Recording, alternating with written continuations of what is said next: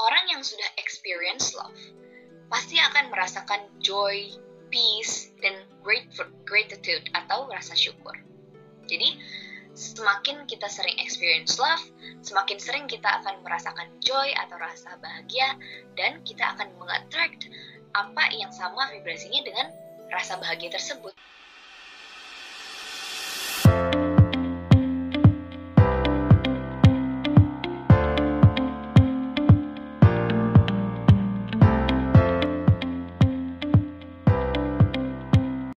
Terlebih lagi, ketika kita sedang meng-experience love, emosi kita itu sedang dalam high vibration ya.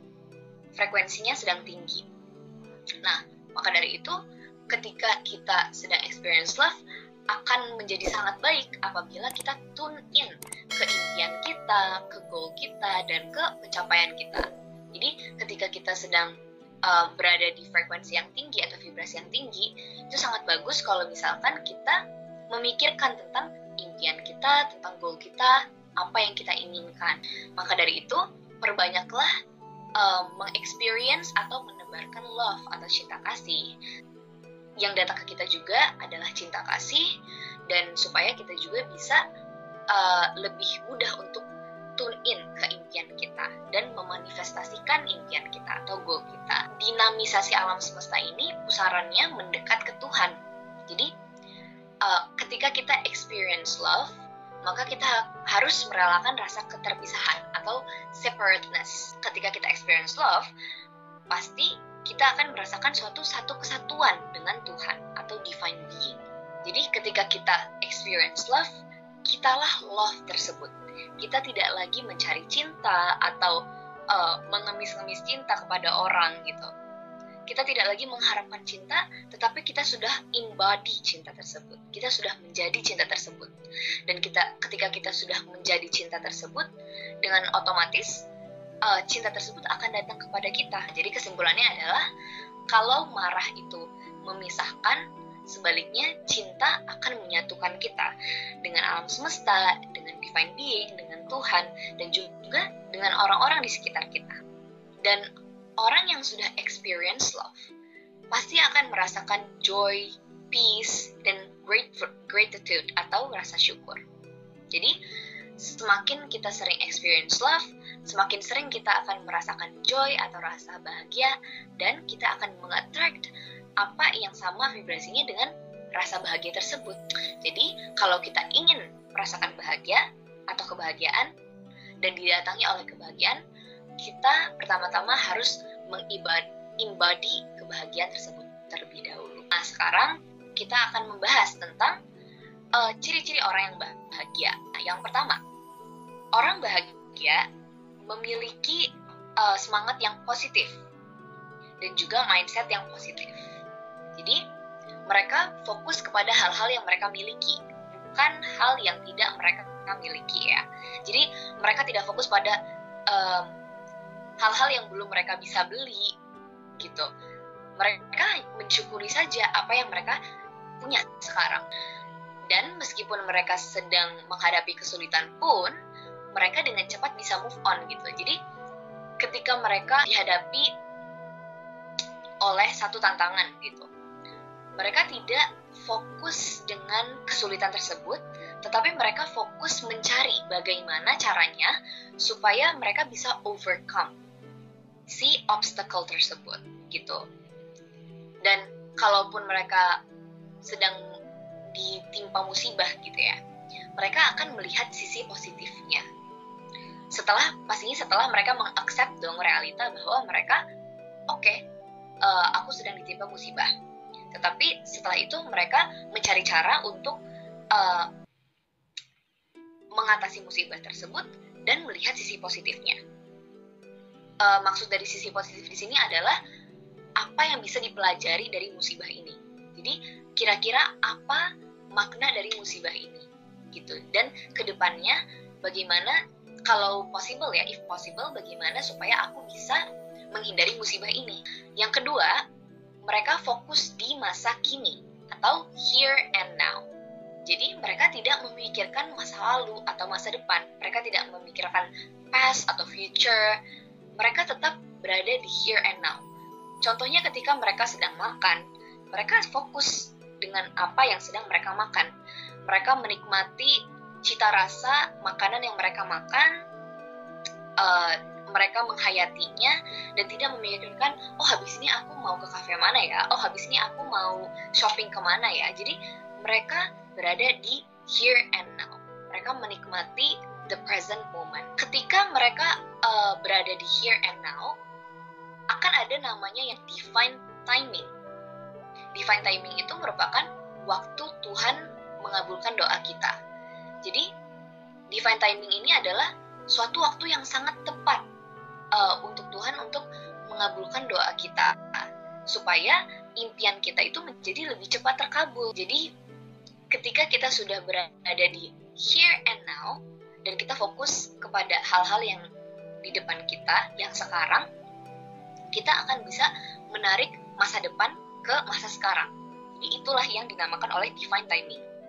Divine timing akan lebih possible terjadi kepada kita ketika kita berada di here and now. Jadi contohnya, kita pengen mendapatkan beasiswa atau kita pengen lulus kerja gitu. Kita act as if impian kita itu sudah fulfilled gitu loh. Jadi kita tidak anxious, kapan ya aku bisa mendapatkan beasiswa ini, kapan ya pengumuman lulus kerjanya, tetapi kita sudah berada di state, mental state, dimana kita tuh sudah fulfilled gitu loh. Kita berlagak seolah-olah kita sudah mendapatkan beasiswa tersebut atau sudah mendapatkan pekerjaan tersebut. Nah, dengan begitulah kita bisa lebih cepat menarik apa yang di masa depan ke masa sekarang. Kita akan lebih cepat meng-attract impian kita gitu. Itulah yang namanya divine timing. Ketika kita sudah act as if impian kita fulfilled, maka akan lebih cepat supaya terkabul. Sebaliknya, ketika kita tidak merasa fulfilled atau tidak act fulfilled, akan muncul ekspektasi. Karena kenapa? Karena kita memikirkan sesuatu yang ada di masa depan kan. Jadi kita menunggu-nunggu kapan sesuatu yang di masa depan ini akan datang kepada kita. Ketika kita menunggu-nunggu si future ini, maka akan muncul ekspektasi, sehingga kita akan merasakan fear. Nah, disitulah kita merasakan rasa takut, merasakan anxious, atau gundah, gelisah. Tetapi ketika kita sudah act fulfilled, seolah-olah kita sudah mendapatkan apa yang kita mau, pasti apa yang kita mau itu akan lebih cepat datangnya kepada kita. Itulah yang dinamakan divine timing. Nah, yang ketiga adalah bersyukur atau menunjukkan great gratitude. Orang yang bersyukur itu dia akan mengungkapkan dan menunjukkan rasa syukurnya terhadap segala sesuatu, meski tidak sempurna, meski yang ia punya itu tidak sempurna. Jadi ini mirip dengan yang tadi, orang yang memiliki mindset positif. Dan rasa syukur itu tidak hanya diucapkan saja, tetapi juga ia hayati, ia dalami dalam hati, dan juga ia praktekkan. Jadi ketika contohnya mendapatkan sesuatu hadiah yang sederhana, yang tidak mahal dan tidak mewah, tetapi ia sangat bersyukur seperti itu. Jadi dia tidak meng-underestimate value suatu barang. Dia selalu menunjukkan rasa syukur dan juga menghargai apapun yang diberikan kepadanya. Nah, dengan begitulah ia akan mendapatkan sesuatu yang lebih lagi. Karena ketika kita bersyukur, pasti kesempatan yang lebih banyak kesempatan akan datang kepada kita. Selanjutnya adalah mudah memaafkan, melepaskan, dan melupakan. Jadi tidak hanya memaafkan ya, tetapi juga sampai melupakan. Jadi orang yang mudah memaafkan ini selalu memilih untuk tidak berlarut-larut dalam suatu peristiwa atau suatu kesalahan. Mungkin contohnya dia pernah melakukan suatu kesalahan kepada orang lain, dan ketika kita melakukan suatu kesalahan pasti kita akan merasa bersalah kan. Kita akan selalu berlarut-larut dalam emosi tersebut. Tetapi orang yang mudah memaafkan ini akan dengan cepat memaafkan dirinya, memahami, merefleksikan kenapa ia melakukan kesalahan tersebut, dan juga akhirnya ia melepaskan. dia mengaccept, menerima the fact atau fakta bahwa dia melakukan kesalahan tersebut dan dia melupakan. Tetapi tidak hanya melupakan ya, dia juga belajar bagaimana caranya supaya dia tidak mengulangi kesalahan tersebut.